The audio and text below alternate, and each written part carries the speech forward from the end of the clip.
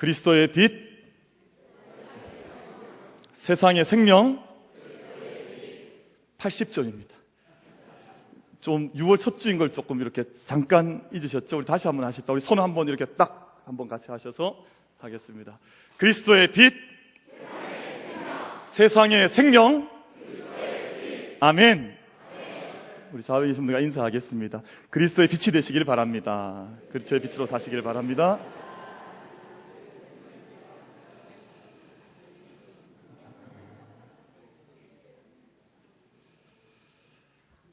인간의 몸과 바이러스는 늘 공격하고 공격을 받는 전쟁을 치러 왔습니다. 바이러스는 가벼운 인플루엔자 바이러스부터 시작을 해서 무서운 면역 결핍 바이러스까지, 또 좀 어려운 이름들도 있죠. 조류 인플루엔자 바이러스부터 노로 바이러스까지, 사실은 우리가 알고 있는 바이러스도 있고 또 아직 알지 못하는 많은 바이러스들이 이 땅 가운데 이 세상에 존재를 합니다. 이런 바이러스들의 공격을 우리의 몸이, 우리의 인체가 우리의 삶으로 잘 이겨내고 전쟁에서 승리하면 우리가 건강할 수 있는데, 만약 바이러스에게 우리가 지게 되면, 우리 몸이 바이러스에게 항복을 하게 되면 가볍게는 감기에서부터 장염이라든지 또 폐렴이라든지 또 간이 파괴가 된다든지, 지금 우리 바이러스 때문에 걱정이 많습니다만 또 생명을 잃어버리게 된다든지, 그런 일들이 바이러스와 인체 사이에서 일어나게 됩니다. 근데 감사한 것은 우리 몸 안에는 바이러스를 이겨나갈 수 있는 면역 체계, 면역 시스템을 하나님께서 이미 우리들한테 허락을 해 주셨습니다. 다 믿으십니까? 그게 하나님의 은혜잖아요. 그리고 그것을 이겨나갈 수 있는 힘을 가리켜서 면역, 뭐라고 불러요? 면역력이라고 부릅니다. 어려운 질문이 아닌데 당황하셨습니까? 그래, 우리 안에 면역력이 강하게 있으면 사실은 큰 걱정할 것들이 없지요. 바이러스가 우리 몸에 접근을 해오면 먼저 우리 이성이, 머리가 지령을 내리기 전에 몸이 먼저 선험적으로, 선제적으로 이제 반응을 하게 되어져 있습니다. 자동으로 반응을 하는데, 바이러스가 우리 몸 안에 침범을 하거나 다가오게 되면 표피세포에서 산성물질을 분비를 해서 병원균 분해 요소로 먼저 이 바이러스를 1차적으로 막는 일들이 우리 몸에서 자연스럽게 일어납니다. 우리가 명령하지 않아도 그 일이 일어나요. 이때 중요한 것이 우리 안에 있는 면역세포인데요, 우리가 건강하면, 또 우리가 그 힘이 있으면 면역세포가 우리 몸 안에 침투해 들어오는 바이러스들과 싸워서 이겨나가게 됩니다. 1차로 바이러스와 싸우는 세포를 예전에 제가 한번 말씀드린 적이 있는 것 같습니다만 NK셀이라 그래요. 내처럴 킬러 셀이라 그래서 자연 면역세포가 우리들 안에 많이 분포를 해 있습니다. 그래서 질병에 노출된 세포를 죽여서 새로운 세포를 만들어내기도 하고, 또 우리 안에 들어온 바이러스와 NK셀이 직접 맞닥뜨려서 전쟁이 이제 우리 몸 안에서 일어나게 되는 겁니다. 근데 이 일도 좀 어렵다 그러면 다음 단계, 두 번째 우리 면역 전쟁이 일어나게 되는데, T세포라고 하는 강력한 우리 안에 면역 셀이 다시 한번 바이러스와 싸워나가게 됩니다. 근데 T세포가 우리 몸 안에 얼마나 있을 것 같습니까? 우리 몸 안에, 우리 주일학교 친구들, 우리 몸 안에 T세포 처음 들어봤죠? 몇 개나 있을 것 같아요? 2개? 10개? 이 얼마나 많이 있냐 하면 1000억 개가 우리 몸 안에 있다는 거예요. 저희는 잘 놀라지 않는 은사가 있습니다. 1000억 개가 우리 몸 안에 있는데, 그 종류도 많아서 2500만 개나 되는 T세포가 우리 몸 안에 운행을 한대요. 우리가 정말 우리 몸을 저희는 늘 평범하게 대하지만 하나님께서 우리 몸을 이토록 신비하고 아름답고 은혜 가운데 이미 지어주신 줄로 믿고 우리 몸 하나만 보더라도 하나님께 무한한 영광으로 예배로 나아갈 수 있는 우리들이 되기를 바랍니다. 말씀드린 것처럼 NK 세포, 내추럴 킬러 셀이라고 하는 이 세포가 작은 바이러스와도 전쟁을 벌이지만 우리 한국인들에게 가장 많은 암 세포와도 싸워서 이기게 하는 그런 세포입니다. 그래서 이 세포가 많게 되면 암에도 잘 걸리지 않을 뿐만 아니라 설령 암에 노출이 되었다 할지라도 암을 잘 이겨나갈 수 있는, 우리 몸을 새롭게 세워갈 수 있는 그 능력들이 이런 셀 속에 다 담겨져 있다는 것입니다. 제가 예전에 한번 말씀을 드렸습니다만 세계 최고의 암 전문 병원인 MD 앤더슨에서 종신교수로 임명을 받은 김우신 박사께서 세계 최고의 전문가 아닙니까? 근데 이분이 연구를 해봤더니 누구에게 이 NK 내추럴 킬러 셀이라고 하는 이 셀이 많냐 봤더니 늘 삶 속에 기쁨이 있고 삶 속에 즐거움과 그 감격이 있는 사람들에게 이 NK 셀이 많이 있더라 하는 것을 이분이 임상을 통해서 발견을 하게 된 겁니다. 근데 그것에서 이분이 더 놀란 것이, 김우신 박사께서 스스로 놀랐던 것이 교회에 하나님의 찬양을 드리는 사람들, 그리고 성가대로 섬기는 일꾼들에게 봤더니 보통 일반 사람들보다 이 NK셀이 몇 배나 많다고 제가 지난번에 말씀드렸습니까? 저희는 깜빡깜빡하는 은사가 있어요. 예전에 그래서 말씀을 드려도 잘 기억하지 못하는, 이것도 참 은혜는 은혜입니다. 다 기억하면 우리가 살 수 있겠습니까? 네, 얼마나 많은, 몇 배나 많은 NK셀이 있는 거 하니 1000배. 어마어마한 은혜입니다. 여러분 오늘 여기 앉으신 분들은 감사한 거 많이 내셔야 돼요. 1000배가 NK셀이 많다는데 감사하지 않습니까? 너무 놀라운 일이잖아요. 그럼 저희가 지금 그 메르스 때문에 이제 세너타이저라고 하죠. 우리 소독제도 많이 막 바르고 또 마스크도 써야 되고 이런 불편함이 있습니다만, 여러분 이것보다 더 근본적인 면역의 능력은 하나님을 기쁨으로 영광스럽게 내 온 믿음을 다해 즐겁게 찬양하는 자들에게 면역의 힘의 능력이 우리들 가운데 임하는 줄로 믿습니다. 우리 한번 찬양 같이 했으면 좋겠습니다. 찬양하라 내 영혼아. 우리 같이 한번 찬양합시다. 우리 정말 내 안에 있는 기쁨을 다해서, 힘을 다해서 우리 하나님 같이 찬양하기를 원합니다. 찬양하라 내 영혼아. 찬양하라 내 영혼아. 찬양하라 내 영혼아. 찬양하라 내 영혼아. 찬양하라 내 영혼아. 내 속에 있는 것들아, 내 속에 있는 것들아 다 찬양하라. 감사하라 내 영혼아. 감사하라 내 영혼아. 감사하라 내 영혼아. 감사하라 내 영혼아. 내 속에 있는 것들아, 내 속에 있는 것들아 다 감사하라. 기뻐하라 내 영혼아. 기뻐하라 내 영혼아. 아멘. 기뻐하라 내 영혼아. 기뻐하라 내 영혼아. 내 속에 있는 것들아, 내 속에 있는 것들아 다 기뻐하라. 송축하라 내 영혼아. 송축하라 내 영혼아. 아멘. 송축하라. 송축하라 내 영혼아. 내 속에 있는 것들아, 내 속에 있는 것들아 다 송축하라.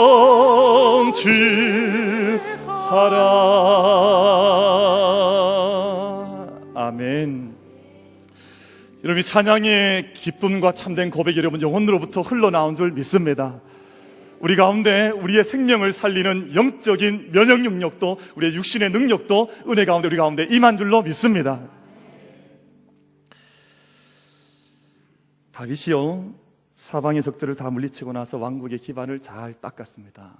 그러고 나서 온 나라를 든든하게 세우고 난 다음 다윗이 첫 번째 했던 일이 뭐냐 하면 저 멀리 시골 한 마을에 방치되어져 있던, 버려져 있던 여호와의 궤, 하나님의 궤를 시온성으로 옮겨오는 그 일을 다윗이 가장 먼저 했습니다. 그럼 다윗은 사울이 그 오랜 세월 동안 버려두었던, 사울은 왕이 된 후에 자기의 이름을 나타내길 원하고 또 자기의 이름을 드러내기를 원했지만, 그래서 하나님의 궤가 그곳에 버려져 있는지조차 알지 못했지만 다윗은 그러지 않았습니다. 다윗은 저 멀리 기럇 여아림에 보관되어 있던 하나님의 궤를 나의 성에 옮겨와야지 하는 마음으로 왕이 되고 그 땅이 정착된 다음에 가장 먼저 그 일을 하게 되었습니다. 하나님의 궤는 하나님의 임재의 상징입니다. 하나님의 궤를 모셔왔다고 하는 것은 단지 눈에 보이는 상자를 가져왔다는, 운반해 왔다는 의미가 아니라 하나님이 우리 가정의 주인 되시기를, 하나님께서 우리 국가의 중심이시기를, 우리 삶의 중심이시기를 다윗이 소망했고 그것을 갈구했고 갈망했다는 것이 바로 하나님의 궤를 시온성으로 옮겨왔다고 하는 말씀의 의미가 되는 것입니다. 다윗은 여호와의 궤를 모시고 있던 오벳 에돔의 집에 하나님의 복이 임했다고 하는 소식을 듣습니다. 그리고 그 소식을 들은 이후에 주저하지 않고 오벳 에돔, 누구요? 방금 잘 못 들으셨습니까? 누구라 그랬습니까?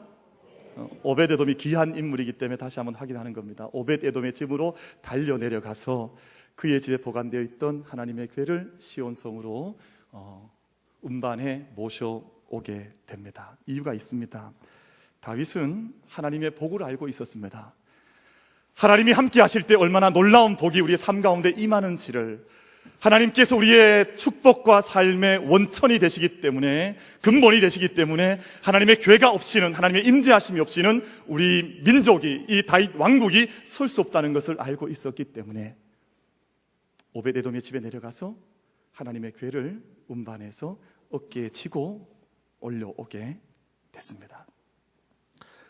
하나님의 복을 경험하는 사람들, 하나님의 복이 모든 것을 형통하게 함을, 하나님의 복이 우리를 질병에서 건져냄을, 하나님의 복이 우리를 세상에서 승리함을 믿었던 오벳 에돔과 다윗의 믿음이 오늘 우리들의 영적 고백이요, 우리의 동일한 믿음이 될 수 있게 되기를 바랍니다. 하나님의 복이 그렇게 중요한 거예요. 그런데 한 가지 기억해야 할 것은, 이 오벳 에돔이요, 어쩐 이유인지 잘 알지 못하지만 다윗을 따라서 시온성에 올라오게 됩니다. 그리고 다윗은 이 오벳 에돔을 하나님의 궤를, 하나님의 장막을, 다윗의 장막을 지키는 문지기로 이 오벳 에돔을 그 자리에 세워주게 됩니다. 여러분, 레위 지파에 수많은 직분들이 있고 또 많은 직임자들이 있습니다만 다윗에게 지금 가장 중요한 자리, 가장 중요한 직분은 다윗의 성막 가운데, 다윗의 성막에서 하나님의 궤를 지키는 문지기 역할을 하는 사람만큼 다윗에게는 중요한 사람이 없었습니다. 이제는 내가 이것을 빼앗기지 않겠노라, 이제는 하나님의 궤를 내가 지키겠노라, 그렇게 다짐을 하고 그 자리에 오벳 에돔을 그 자리에 세워주었다는 말입니다. 이유가 있습니다. 여러분, 오벳 에돔은요, 우사의 심판, 우사가 하나님께 죽음을 당하고 난 이후에 다윗조차도 하나님의 궤를 두고 도망을 피신 가듯이 떠나갈 때 그 하나님의 궤를 자기 자신이 고스란히 받아 안아서 자기의 집안에 보관을 하고, 그리고 그 집안에 보관할 때 하나님께서 내려주시는 복이 오벳 에돔의 집에 쏟아지는 것을 경험했던 사람이 바로 오벳 에돔이었습니다. 어찌 보면 모든 사람들이 하나님의 역사하심, 그 어미하심 앞에 두려워하고 떨 때 어떻게 하면 이 땅 가운데 참된 복과 생명이 흘러갈 수 있는지를 보여주었던 다윗의 영적 스승과 같은 사람이 바로 오벳 에돔이었습니다. 그래서 다윗은 다윗의 장막을 세운 이후에 그 문을 지키는 문지기 역할을 다른 어떤 레위인에게 맡긴 것이 아니라 바로 오벳 에돔에게 그 성막을 지키게 하고 하나님의 궤를 지킬 수 있는 그 중요한 직임을 그에게 맡겨주셨다는 말입니다. 오벳 에돔은 하나님의 궤를 사랑했습니다. 오벳 에돔은 하나님의 임재하심을 즐거워했습니다. 여러분, 오늘 저희가 예배 드리는 우리 모든 사랑하는 성도들, 우리 주일학교, 우리 아이들로부터 우리 모든 어르신 한 분 한 분에 이르기까지 내 마음 속에, 영혼 속에 하나님의 장막을 기뻐하고 하나님의 임재하심을 사모할 수 있는 믿음의 간절함들이 우리 영혼들 속에 회복될 수 있게 되기를 간절히 바랍니다. 하나님께서 그런 사람을 찾고 계신다. 하나님께서 그 사람을 기뻐하고 계셔서 그를 통해서 하나님의 참된 생명의 온천의 복을 흘러가게 하신다고 하는 것이 본문 속의 약속의 말씀으로 주어져 있습니다. 다윗의 장막은요, 한 가지 특징이 있습니다. 오늘 본문 1절 말씀 우리 한번 같이 읽어보겠습니다.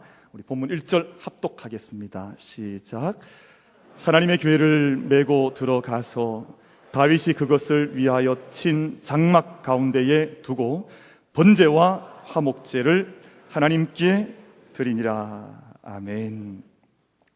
그래서 다윗의 장막입니다. 다윗이 그것을 위하여 친 장막 가운데에 두고 또 하나님의 교회가 놓아졌을 때 번제와 화목제를 하나님께 드렸다라고 해서 이 장막을 다윗의 장막이라고 부릅니다.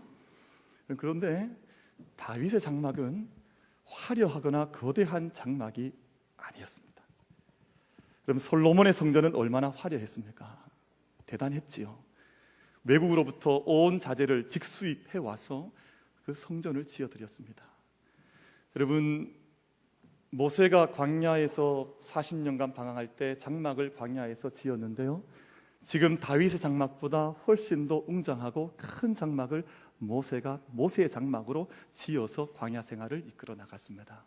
그런데 다윗의 장막은 지금 말씀드렸던 솔로몬의 성전이나 모세의 장막보다 외적으로는 훨씬 더 초라하고 훨씬 더 터프하고 볼 것이 별로 없는 그런 장막이었습니다. 그런데 중요한 것은 하나님께서 내가 솔로몬의 성전을 기억한다 말씀하지 않으시고 하나님께서 내가 모세의 장막을 기억한다 말씀하지 않으시고 나는 다윗의 장막을 다시 세우기를 원한다, 그렇게 말씀하셨다는 말입니다.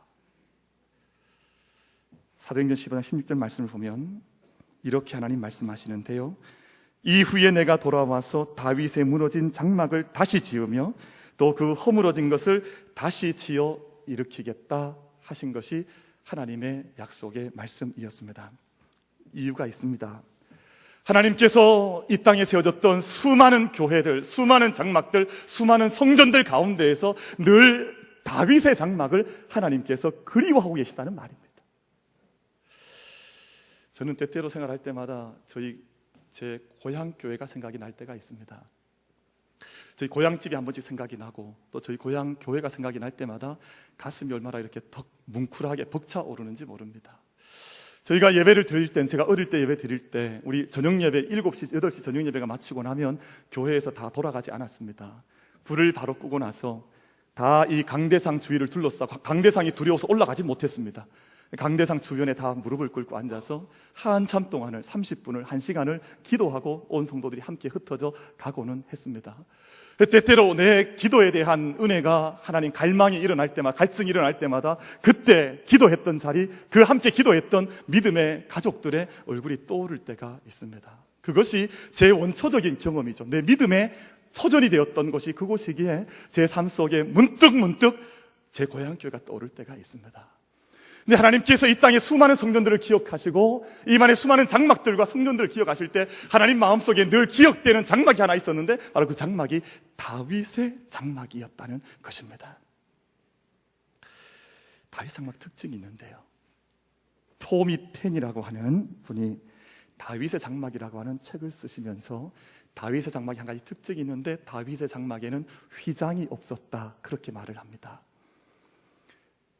솔로몬의 성전에도 모세의 성막에도 성소와 지성소를 구분하는 휘장이 가로막고 있었습니다. 그런데 다윗의 장막을 연구해 봤더니 다윗의 장막에는 이 가운데 놓여져 있는 휘장이 없더라. 무슨 말이겠습니까? 다윗과 하나님과 다윗은 중간에 가로막힘이 없이 친밀하게 교제하고 친밀하게 예배하고 그 어떤 것 때문에 막힘없이 하나님을 섬기며 나아갔던 사람이 다윗이었고 바로 다윗의 장막이었다고 하는 것을 말씀하는 내용입니다. 그럼 다윗에게는 하나님이 1번이었습니다. 저도 이 질문을 제 자신에게 던질 때마다 얘야, 야, 너는 내게 도대체 1번이 누구냐? 1번이 누구시냐라고 하는 질문을 던질 때마다 하나님 앞에 때때로 부끄러울 때가 있습니다. 그러나 다윗은 그렇지 않았습니다. 하나님을 기쁘시게 하는 것이 그의 최상의 기쁨이었고, 하나님께서 임재하시는 다윗의 장막을 지키는 것이 다윗에게 있어서 최저, 자신이 군주임에도 불구하고 나라를 지키는 것보다 더 간절하게 붙들었던 것이 이 다윗의 장막을 하나님 앞에 올려드리는 일이 다윗의 중요한 사명 가운데 한 가지였습니다. 여러분, 다윗이 다스리는 동안, 여러분 한번 역으로 생각을 해 보십시오. 다윗이 그토록 수많은 에너지와 힘들을 시간들을 다윗의 장막에 쏟아 부었지만 다윗의 시대만큼 풍성한 때가 없었습니다. 여러분, 다윗이 세상의 정치에 빠져서 이곳저곳을 돌아다니지 않았습니다. 자기의 일들을, 세상적인 일을 이루기 위해서 동분서지 않았습니다. 물론 자기의 일을 다 하기 위해서 열심히 전투했고 열심히 세상 일을 감당했지만 그보다 더 중요하게 생각했던 첫 번째 프라이어리티는 하나님의 장막을, 다윗 장막을 섬기는 일이 다윗에게 있어서 가장 중요한 때였고, 하나님께서 그 때를 복주고 넘치게 하여 주셔서 다윗의 시대만큼 이스라엘 역사에서 가장 풍성한 때가 없었다고 하는 것을 우리들이 기억할 수 있게 되기를 바랍니다. 여러분, 그 시대의 복은 저는 교회가 좌우지한다고 믿습니다. 여러분의 가정이, 우리 교회가 다윗의 장막과 같이 세워질 수 있게 되기를 바랍니다. 하나님께서 우리를 통해서 하나님의 은혜를 보여주시면, 여러분, 지금 우리가 세상 가운데 이런저런 일들 때문에 두려워하기도 하고 걱정이 많습니다만 믿음의 사람들은 그러면 안 됩니다. 믿음의 사람들 앞에도 물론 동일한 인간적인 염려가 없는 것은 아니지만, 여러분, 이 일보다 더 중요한 하나님 앞에 믿음으로 서 있는 영적 승리자의 반열에 함께 세워져서 다윗의 장막에서 흘러나왔던 참된 복과 세상을 구원하는 능력이 우리 믿음의 사람들로부터, 주의 전으로부터, 믿음의 반석으로부터 흘러나올 수 있게 되기를 소망할 수 있는 우리들이 되기를 간절히 바라겠습니다. 다윗이 하나님의 궤를 옮기는 중에 가장 먼저 준비했던 것이 노래하는 사람들과 악기를 연주하는 사람들이었습니다. 오늘 우리말로 바꿔오면 성가대와 그리고 오케스트라를 다윗이 가장 먼저 준비를 하고 다윗의 장막을 세워 나갔습니다. 본문 4절에서 6절 말씀은 이렇게 말씀합니다. 제가 빨리 한번 읽어보겠습니다. 또 레위 사람을 세워 여호와의 궤 앞에서 섬기며 이스라엘 하나님 여호와를 칭송하고 감사하며 찬양하게 하였으니, 아삽은 우두머리요, 그 다음은 스가랴와 여이엘과 스미라못과 여히엘과 mat디디아와 엘리압과 분야야와 오벳에돔과 여이엘이라. 비파와 수금을 타고 아삽은 재금을 힘있게 치고 제사장 분야야와 야하시엘은 항상 하나님의 언약궤 앞에서 나팔을 부니라. 아멘. 자, 일부 예배 때는 이렇게 다 읽고 났더니 박수를 치던데, 이 어려운 외국 사람들의 이름을 늦었습니다. 이렇게 어려운 외국 사람들 이름을 한 번도 틀리지 않고 막 제가 읽어 나가니까 일부 예배자들께서 신기한 듯이 박수를 치더라고요. 박수 치지 말라고 박수 안 치는 사람들도 참 독특한 사람들이에요.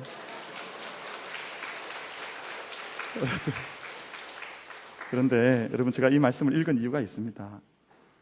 예배자들, 성가대원들, 찬양대원들이 어떻게 하나님을 섬겨야 하는지 우리 역대상 16장, 17장 이 부분은 성가대를 위한, 찬양하는 사람들을 위한 사전과 같은, 그리고 교과서와 같은 장이 바로 오늘 이 본문입니다. 특징들이 있는데요, 예배하는 사람들, 성가대와 연주자는 이스라엘 하나님 여호와를 칭송했다 그랬습니다. 하나님을 인정하는 것, 하나님이 하신 일을 높여드리는 것, 하나님을 편들어 드리는 것. 세상 사람들이 다 하나님 편을 들지 않아도 나는 하나님 편들 수 있다고 믿음으로 고백하는 사람들이 성가대 자리에 서서 하나님을 칭송하는 겁니다. 정말 우리 성가대 참 은혜 많이 받았습니다. 오늘 너무너무 감사합니다. 입술이 막 그렇게 빨리 돌아가시는가 보죠. 오늘 정말 어려운 찬양을 부르셨거든요. 우리 성가대, 우리 박수로 한번 격려 한번 하도록 하겠습니다.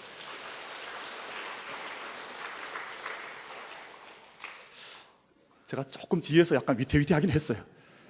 혹시 저러다가 어쩌실까 했는데 너무너무 잘 마무리, 잘 찬양을 하나님께 올려드렸습니다. 이 찬양하는 자들, 하나님을 칭송하는 자일 뿐만 아니라 5절 말씀을 보면 악기를 연주하는 자들은 힘있게 재금을 치고 비파와 스금을 연주했다 그랬습니다.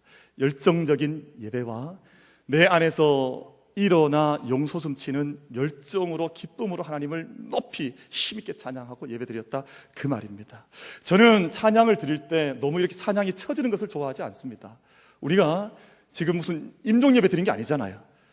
그러니까 찬양을 이렇게 이끌어갈 때 우리 반주자와 모든 예배자들이 찬양을 하나님 앞에 올려드리는 영적인 이끌림을 통해서 힘있게 고백하고 힘있게 나아가는 것이 얼마나 좋은지 모릅니다. 그래서 열정적인 예배를 다윗의 장막에서 다윗은 하나님 앞에 올려드렸고, 6절 말씀을 보면 제사장 분하와 야하시엘은 항상 하나님의 언약궤 앞에서 나팔을 불었다 했습니다. 항상이라는 말은 한때 일시적 예배가 아니라 온 삶의 예배가 24시간 낮이든 밤이든 교회 안에 있든 교회 밖을 나가 있든 모든 삶을 통해서 하나님을 향한 예배가 계속해서 올려드려졌다 하는 그런 말씀을 의미하고 있고, 예배의 불이 주의 전을 통해서 하나님의 일꾼들을 통해서 꺼지지 않았다 하는 것을 말씀하는 대목입니다. 그런데 가장 중요한 한 가지 말씀을 드리고 말씀 맺겠습니다. 예배를 드릴 때, 찬양을 드릴 때 가장 중요한 것은 감사함으로 하나님을 찬양하고 예배하라는 것입니다. 우리 본문 7절과 8절 말씀, 우리 한번 같이 2절 말씀을 같이 읽겠습니다. 본문 7절과